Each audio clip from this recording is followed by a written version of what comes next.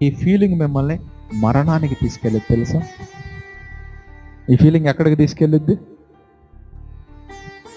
మరణానికి తీసుకెళ్ళిద్ది.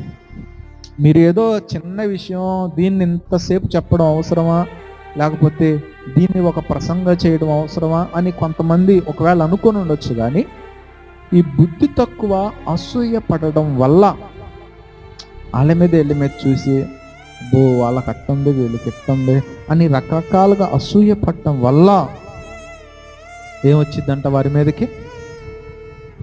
చదవండి, ఆ మాట చదవండి. దౌర్భాగ్యాన్ని గురించి ఏడ్చుట వలన మూర్ఖులు నశిస్తారు.